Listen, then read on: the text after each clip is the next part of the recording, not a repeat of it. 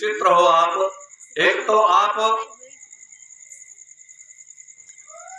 एक तो वो ब्राह्मण है और दूसरा आतताई है, तो उसे कैसे छोड़ दिया जाए, उसको कैसे ना मारा जाए। अब क्या किया जाए बताओ। आप जैसा तो कोई हो तब तो बड़ा गड़बड़ तड़बड़ हो जाएगा, आप जैसा जजमेंट कोई देने लगे। क्या किया जाए बताओ उसके साथ में। तो कहा हमें जो शास्त्रों में लिखा था वो मैंने बता दिया, अब तुम्हारी इच्छा। भगवान ने कहा तो कहा एक काम करो, अर्जुन से कहा दौड़ करके उसे पकड़ा जाए। अर्जुन ने रथ लगाया, उसके पीछे वो भागा, आगे आगे अश्वत्थामा पीछे अर्जुन का रथ। अश्वत्थामा घबरा करके उसने बाण छोड़ दिया, और वो भी कौन सा, ब्रह्मास्त्र छोड़ दिया। सबसे बड़ा अस्त्र ब्रह्मास्त्र होता है, छोड़ दिया। क्योंकि उसने सीख लिया था, उनके पिता ने सिखाया नहीं था उसे, लेकिन वो जानते थे कि ये कहीं भी प्रयोग कर सकता है, लेकिन उसने सीख लिया था पांचों पांडवों के साथ में खेलते हुए। लेकिन अब इधर अर्जुन घबराए कि महाराज, अब उधर भगवान कन्हैया रथ चला रहे थे अर्जुन का। तो कहा बताओ क्या किया जाए, इसने तो ब्रह्मास्त्र छोड़ दिया। भगवान ने कहा जैसे विष की औषधि विष होती है, किसी को सांप काटे तो उसका जब डॉक्टर के पास जाते हैं तो पक्का है जो सांपे काटे से फटा रहा, तो वह जहर सुई लगाओ, तो जहर का दवा जहर है। उसी प्रकार ब्रह्मास्त्र को ब्रह्मास्त्र से काटा जा सकता है। अर्जुन ने भी ब्रह्मास्त्र चलाया और उसका जो है मुंह तोड़ जवाब दिया। उसके बाद अश्वत्थामा को पकड़ करके लाए, ज्यादा विस्तार न करते हुए अश्वत्थामा को पकड़ करके लाए भरी सभा में। आप बताओ इसके साथ क्या करना चाहिए, मार दिया जाए या छोड़ दिया जाए, क्या किया जाए बताओ। तो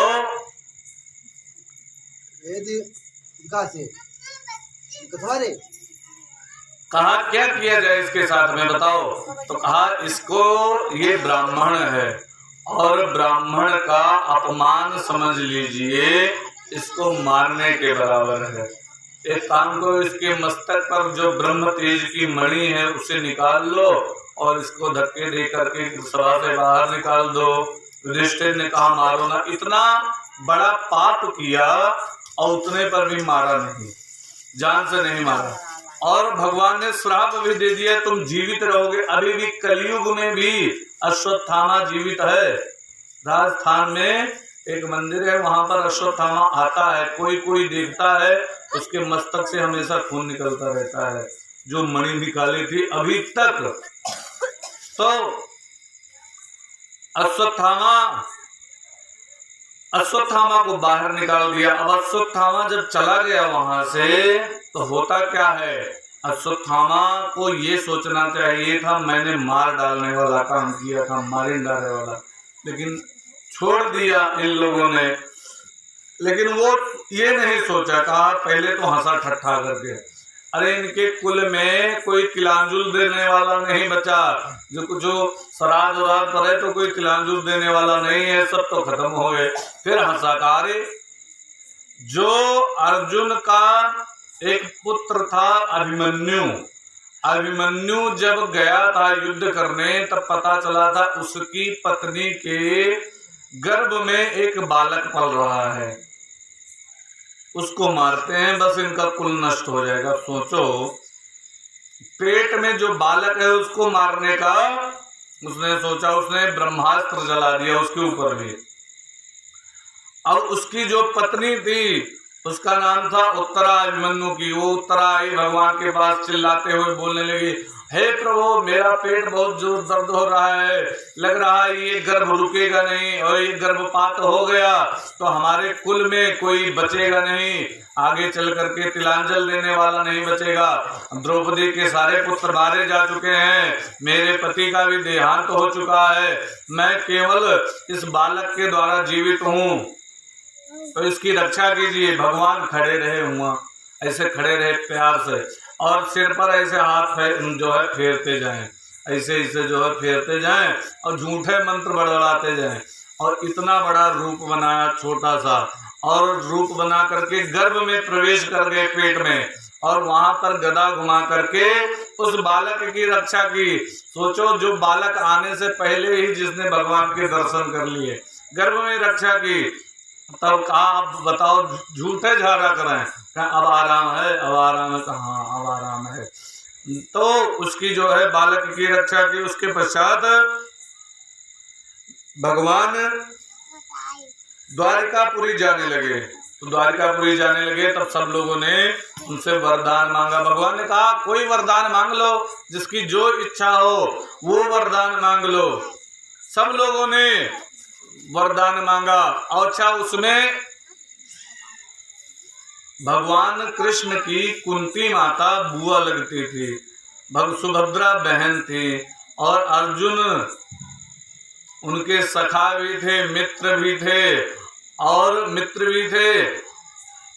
उनके जो है जीजा और साले का भी रिश्ता था, और सारथी और रथी वाले का भी रिश्ता था, कई प्रकार के, और गुरु और शिष्य का भी संबंध था भगवान कृष्ण का अर्जुन का। तो उन्होंने बड़ा सुंदर जो है सब लोगों ने जो है वरदान मांगा। क्या वरदान मांगा जानते हो? किसी ने संसार की कोई चीज नहीं मांगी कि हमें धन मिल जाए, हेलीकॉप्टर मिल जाए, हवाई जहाज मिल जाए, ये सब कुछ नहीं मांगा। सब लोगों ने, सबने जो है वरदान मांगा। कहा वरदान मांगो। युधिष्ठिर से कहा आप सबसे बड़े हो, पांचों पांडवों में आप वरदान मांगो। युधिष्ठिर ने कहा प्रभु मुझे वरदान देना हो तो यही वरदान दे दो कि मैं जिंदगी भर कभी सत्य को ना छोड़ूं। युधिष्ठिर कभी झूठ नहीं बोलते थे। और भीम से कहा मैं तो ऐसे ही खाते पीते आपका नाम लेता हूँ, आपको कभी भूलूं ना, और कुछ नहीं चाहिए। अर्जुन से कहा तो अर्जुन ने कहा आप मेरे गुरु, मैं आपका चेला, बस ये बढ़िया रिश्ता बना रहे। शिष्यस्ते स्वाभिमान त्वं प्रपन्ना।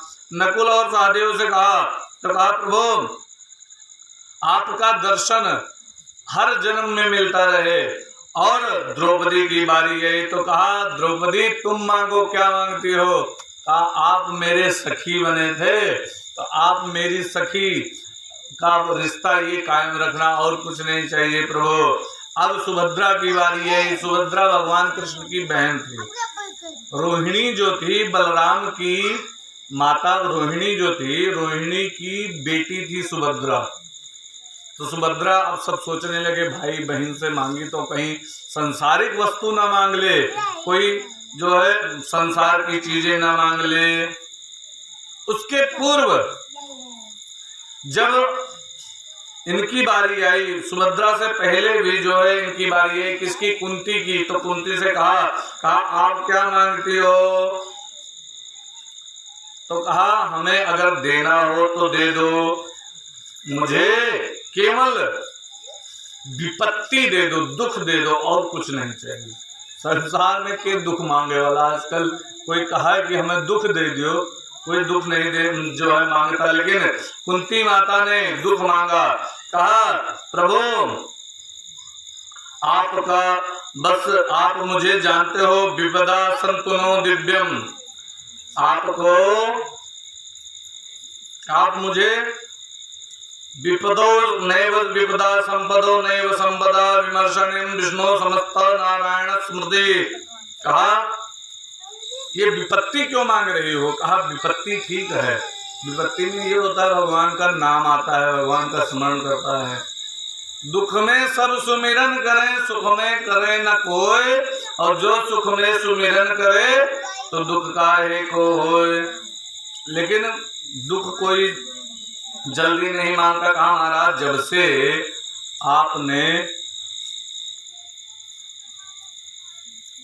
से आपने जन्म लिया है बुआ जी, तब से आप जिंदगी भर दुख ही आपने उठाया। कहा क्या मैंने क्या दुख उठाया? तो कहा आप मांग रही हो विविधा संतोना शाश्वतम तत्र तत्र जगत गुरो भवतो दर्शनम स्यात् पुनर्भव दर्शनम। कहा आप सबसे पहले जैसे जन्म लिया आपने, तैसे जो है आपके पिता ने जो है आपको कुंती भोज के यहाँ दे दिया। आपके पिता जो मथुरा के राजा सूरसेन थे और 7-8 साल के बिटिया का कोई दे दिए गोद की ले जाओ, तो बिटिया तो जानती हमारे पापा वैद है, लेकिन ये हमें गोद ली नहीं। तो कहा तो उस बार से आपके माता पिता बदले, और भले ही आपको बड़े प्रेम से रखा लेकिन उसमें आपको कष्ट हुआ। कुंती भोज के यहाँ दे दिया, कुंती भोज ने पालन पोषण किया आपका, और पति मिला तो वो भी पीलिया का मरीज, पांडु रोगी, और उसके साथ साथ एक सवत भी मिल गई। दुर्वासा ने आपको मंत्र दिया था, उस मंत्र के द्वारा आपके 3 और माद्रिक के जो है 2 हुए, इस प्रकार 5 पांडव हुए। और आपने जो है विपत्तियों, आपके पुत्रों को दुर्योधन ने घर से बाहर निकाला, 14 वर्ष का वनवास, पांडवों को भी 14 वर्ष का वनवास हुआ था, 1 वर्ष का अज्ञातवास, और जलाने का प्रयास किया, उनको मारने का प्रयास किया। कम दुख भोगा है आपने, कह रहे हो दुख चाहिए, कहा प्रभु मुझे तो दुख ही चाहिए। विपदा नैव विपदा संपदो नैव संपदा, विपश्य स्मरणम विष्णु समन्ता नारायण स्मृति। हे प्रभु विपत्ति ठीक है, रामायण में इसी श्लोक का अर्थ बड़ा सुंदर चौपाई के द्वारा किया गया। क्या लिखा? हनुमान जी कहते हैं, कहा हनुमंत विपत प्रभु सोई, जब तब सुमिरन भजन न होई। सबसे बड़ी विपत्ति वही है जब आपका भजन ना हो, आपका सुमिरन ना हो, और कोई बड़ी विपत्ति नहीं है। तो कहा आप दुख ना मांगो और कुछ मांग लो। कहा अच्छा ठीक है, नहीं कहा ये मैं नहीं देना चाहता। कहा अच्छा ठीक है, मेरी ममता की डोरी तोड़ दे। कन्हैया ममता की डोरी तोड़ दी। अच्छा अब आई सुभद्रा की बारी, सुभद्रा से कहा मांगो। सब लोग सोचने लगे हम लोगों ने संसार की कोई चीज मांगी नहीं है, कोई धन दौलत मांगी, रुपया पैसा मांगी, या फिर जो है जमीन जायदाद, कुछ नहीं मांगा। यहाँ तक कि लड़का बिटिया नहीं कोई मांगी, कुछ नहीं मांगी ना। क्यों मांगी? तो कहा क्यों? भगवान की भक्ति, भगवान का भजन, भगवान का स्मरण। अब कहीं बहन भाई के बात ही तो पता नहीं कहाँ मांग ले, इसकी बहन पता नहीं क्या मांग ले, कोई संसारिक वस्तु कहीं मांग ना ले। तो सुभद्रा ने कहा, सुभद्रा से कहा बहन तुम्हें क्या चाहिए बताओ। तो सुभद्रा ने कहा अगर देना हो तो मुझे दो। क्या? कृष्णं त्वदीय पद पंकज पुंजरांते, अद्य यो मे विशत मानस राजहंस, प्राण प्रयाण समये कफवात पित्तो, कंठावरोधन विदो स्मरणं कुतस्ते। अगर देना हो तो इतना दे दो, जब कभी भी कृष्णं त्वदीय पद पंकज पुंजरांते, हे कृष्ण तेरे पद में मेरा मन लगा रहे। हे प्रभु अच्छा भगवान कृष्ण बड़े प्रसन्न हुए, मेरी बहन है, कोई संसारिक वस्तु थोड़ो ना मांग सकती है, इसने संसारिक वस्तु नहीं मांगी, और जो चीज मांगा वो किसी ने नहीं मांगा। मेरा मन आपके चरण कमलों में भंवरे की तरह लगा रहे। प्राण प्रयाण समय कफवात पित्तो, जब प्राण निकलने का समय आवत है, जब व्यक्ति मरने वाला होता है ना, तो उसके गले में घुरघुराहट होने लगती है, गटाई जो है ये बोलने लगती है, कंठ घुर लिखा है शास्त्रों में, कंठे घुरघुरायते। तो कहा जब प्राण के प्रयाण का समय हो, जब मरने की समय हो, तब आप कंठ और कफ और पित्त ये गले में अवरुद्ध हो जाते हैं, इसलिए आवाज आने लगती है। तो आपका स्मरण नहीं हो सकता उस समय जो अगर व्यक्ति बोलना चाहे तो बोल नहीं सकता है, जो अगर सोचे कि हम बोल ले तो बोल नहीं पाता है वो। एक थोड़े याद आ गया, एक आदमी था जो 2 मित्र थे, तो एक मित्र खूब दान धर्म किया करता था, दूसरे से कहा तुम भी किया करो, तुम्हारे धर्म की कमी तो है नहीं, दान दिया करो, धर्म किया करो। कहा सुनो अभी तुम जल्दी जल्दी कर ले रहे हो, और हम वही जब मरे टाइम है तब करवे ताजा ताजा दान, भगवान की याद रही, फिर अगले जन्म फिर ले लियो। अब मरने का समय आया जब, अब जैसे बूढ़ा हुआ, अचानक तबीयत खराब, मालिश फालिश गिर गई, अब मुंह से बोल नहीं पाए, कुछ आवाज निकले नहीं मुंह से। लड़के 4-5 और लड़के,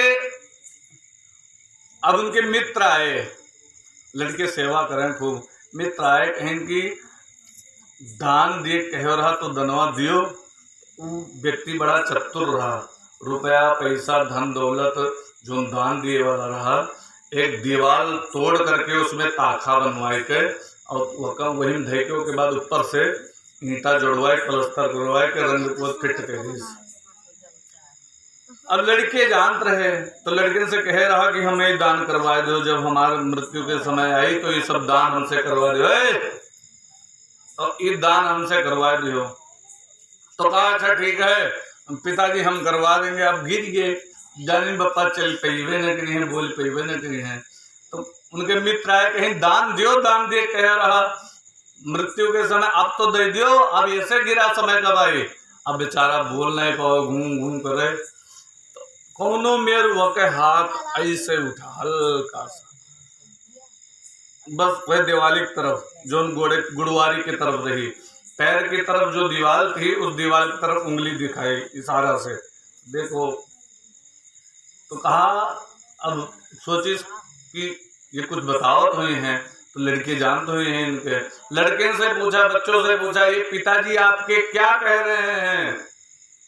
तो लड़के बड़े चतुर, कहीं बप्पा जाते हैं धनु जाए उससे अच्छा है। तो लड़के बहाना मार दें, कहेंगे कहा है, अब रुपया पैसा कहाँ रहेगा, जो रहा तो घर में लागेगा, एक डेंटिंग पेंटिंग में लाग गया, प्लास्टर में रंगाई पोताई खर्च होगा, अब रुपया नहीं है।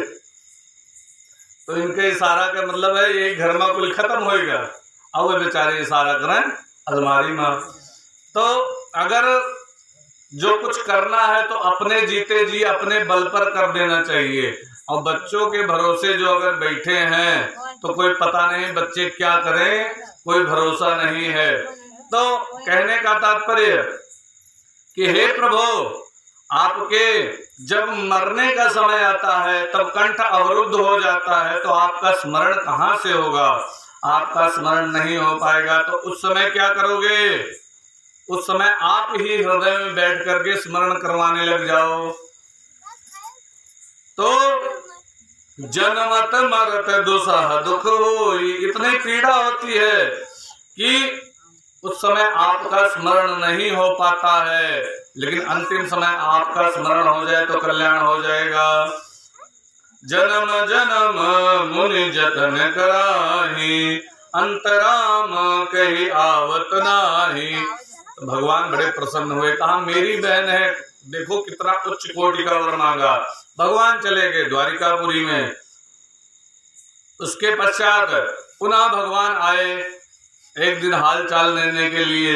इधर कुछ दिन रुके हुए थे तो एक दिन देखा घूमते टहलते हुए युधिष्ठिर, सब लोग सो गए, युधिष्ठिर के कमरे का दीपक अभी जल रहा था, उनके कमरे में उजाला था, पहुंच गए तो देखा युधिष्ठिर जो राजा थे वो रो रहे थे। युधिष्ठिर से कहा क्यों रो रहे हो, कहा अरे मैंने क्या फायदा मुझे मिला, उससे क्या लाभ मिला मुझे बताओ। मैंने राज्य के लिए पता नहीं कितनी स्त्रियों को विधवा कर दिया, पता नहीं कितने बच्चे मारे गए, पता नहीं कितने लोग परेशान हो रहे हैं। इस राज्य का करूंगा क्या, आखिर मरने के बाद एक तिनका भी साथ में जाने वाला नहीं है, तो मैं क्या करूंगा बताओ। तब कहा कि तब भगवान ने गीता का उपदेश दिया जो अर्जुन को दिया था, लेकिन युधिष्ठिर के समझ में नहीं आया। एक वो था ना कि अरे हमसे छोटा है, हमें अकेले बताओ था, इनसे ज्यादा तो हम जानते हैं। तो युधिष्ठिर का भाव यही था कि हमसे छोटे हमें बता रहे हैं। तो उनको लेकर के चले गए भीष्म पितामह जी के पास। उनके जो है बाबा थे युधिष्ठिर जी के, उनके पास में पहुंच के लेकर के और उनको कहा अब काम एक करते हैं। वो बाणों की शैया पर पड़े हुए थे भीष्म पितामह, उनके शरीर में इतने बाण लगे हुए थे, इतने बाण लगे हुए थे कि वो बाणों की शैया बन गई थी। आधा बाण बाहर आधा अंदर, ऐसे जो है घुसे हुए थे पूरे शरीर में, और वो गिरे जमीन पर नहीं, पड़े तो रहे जमीन पर, लेकिन बाण शरीर में चुभे थे, इसलिए उनका शरीर ऊपर टंगा रहे बाण के द्वारा। पूरे शरीर से रक्त गिर रहा था। अब पहुंच गए भगवान पांचों पांडवों सहित युधिष्ठिर को लेकर के, और जैसे भगवान को देखा तैसे जो है भीष्म पितामह बड़े प्रसन्न हुए। कहा प्रभु मेरा कल्याण करने के लिए आ गए। भीष्म पितामह से को प्रणाम किया, कहा महाराज इसे कुछ उपदेश दे दो। तो कहा भीष्म पितामह ने उनको उपदेश दिया। युधिष्ठिर को क्या कहा, दान धर्मान राज धर्मान मोक्ष धर्मान विभागसा स्त्री धर्मान भगवत धर्मान समाज सभ्य योग्यता। मनुष्य को भाग्यवादी नहीं होना चाहिए, कर्मयोगी होना चाहिए। और दान सर्वप्रथम धर्म है, उसके पश्चात राज धर्म है, और उसके पश्चात मोक्ष धर्म है। स्त्री का जो धर्म है, स्त्री को का पालन पोषण करना है, ये भी एक धर्म है। लेकिन सबसे श्रेष्ठ भागवत धर्म है, भगवान का स्मरण करना। जैसे बताया स्त्री धर्म, तैसे द्रौपदी हंसने लगी। तो युधिष्ठिर जी ने देखा द्रौपदी को हंसते हुए, तो कहा क्यों हंस रही हो? तो भीष्म पितामह बोले मुझे पता है क्यों हंस रही है। आप तो कहा हंस रही हूं इसलिए पितामह, जिस दिन मुझे भरी सभा में नंगी कर रहे थे, नग्न कर रहे थे, उस समय ये आपका उपदेश कहाँ गया था? भीष्म पितामह से कहा। तो भीष्म पितामह ने कहा उस समय मैं दुर्योधन का अन्न खा रहा था, दोषी अन्न था, तो मेरी बुद्धि भी वैसी हो गई। अगर बेईमानी के चोरी के कोई लूट के बेवकूफ बना करके जो अगर धन लाया जाता है उसको खाएं, तो उसकी परिवार भर की बुद्धि भी वैसी ही हो जाती है। तो कहा मैं युधिष्ठिर का धन खा रहा था, इसीलिए मेरी बुद्धि ऐसे ही हो गई। एक बार कहा हुआ एक साधु थे, बड़े अच्छे जो है संत थे, वो घूमते टहलते एक सेठ जी के यहाँ पहुंच गए। अब सेठ जी बड़ा सम्मान करे साधु साहब का, और सेठ जी का काम क्या था जानते हो? सेठ जी हीरा बनाते थे, उनके यहाँ हीरा बनता था, और हीरा इसे अलमारी में पड़ा रहा है। बाबा का सुला दिन, बाबा सो गए।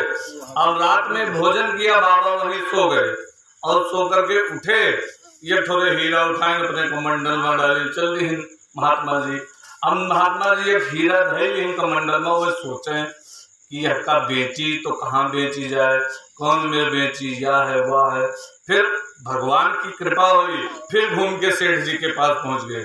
सेठ जी से कहा मैं आपका दोषी हूँ, मुझे दंड दो। कहे अरे महाराज काहे हमें गाड़ी लिए, तो आप बड़ा दोषी? कहीं हाँ हम आपके यहाँ चोरी की है ना। कहीं कौन चोरी की हो? कहीं ये थोड़े हीरा या कमंडल में धर लेना। कहीं महाराज गिर गया हो आपसे कमंडल में, आप चोरी नहीं कह सकते। तो कहीं नहीं हम चोरी किया। और अब भगवान की कृपा से ये पता लगा कि चोरी काहे की है, आपके अन्न में कोनो दोष रहा। कहीं महाराज अन्न तो हमारा सब ठीक ठाक है। कहीं नहीं, अन्न में दोष था। तो कहा अब पता लगवाएं, कहीं गेहूं कहाँ से आवा, पता लगा सही जगह से है। दाल कहाँ से आई, ये भी पता लगा ठीक जगह से आया है, मेहनत वाले पैसा से। अब सब्जी कहाँ से आए, यह पता लगा मेहनत के पैसा से आए। चावल कहाँ से आवा, तो कहीं तो सेठ जी के यहाँ से किराना दुकान से लेंगा। तो किराना दुकान वाले से पूछे चावल कहाँ से हो रहा? कहीं महाराज हम लिहन ना पुलिस से चावल लिहन ना। पुलिस से? कहीं हाँ। कहीं पुलिस से ऐसे चावल लेना। तो पुलिस के पास पहुंचे, कौन थाना में ले रहा हूँ, पता लगे सेठ जी।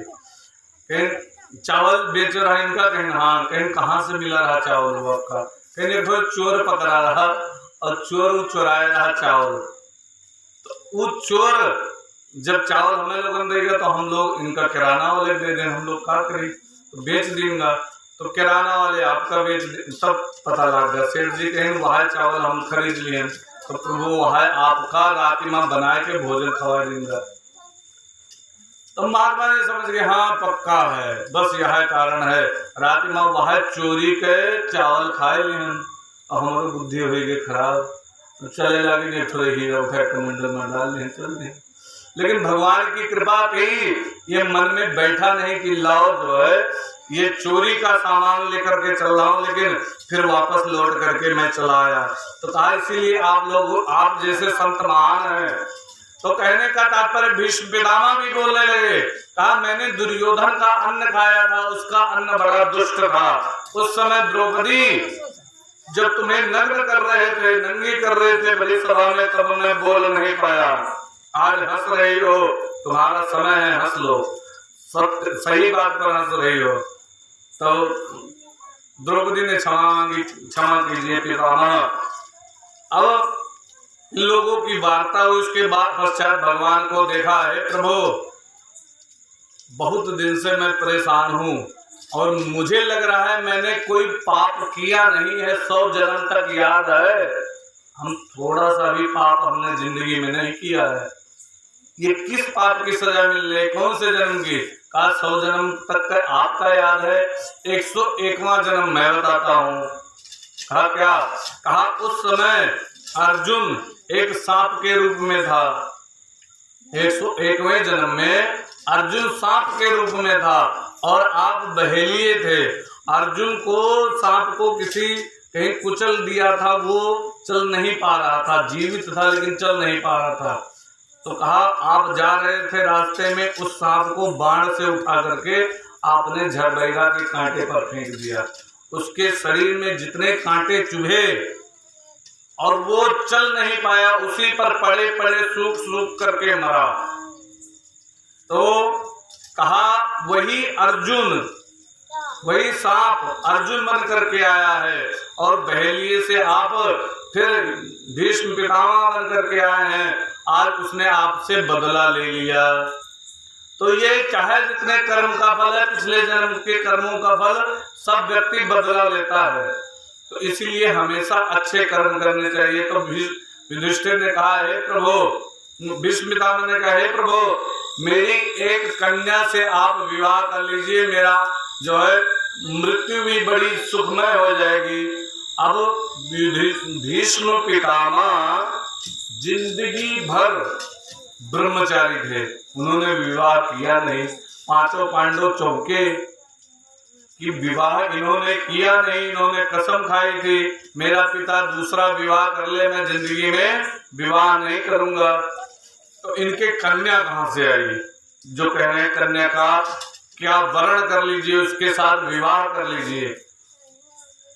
तब भीष्म पितामह ने कहा मेरी बुद्धि रूपी जो कन्या है उसको आप उसके साथ में विवाह कर लीजिए, उसको आप स्वीकार कर लीजिए, और जब बुद्धि परमात्मा में ही लगी रहेगी तो भगवान का स्मरण होता रहेगा, मेरी मृत्यु भी सुखमय हो जाएगी। तो कहा ठीक है,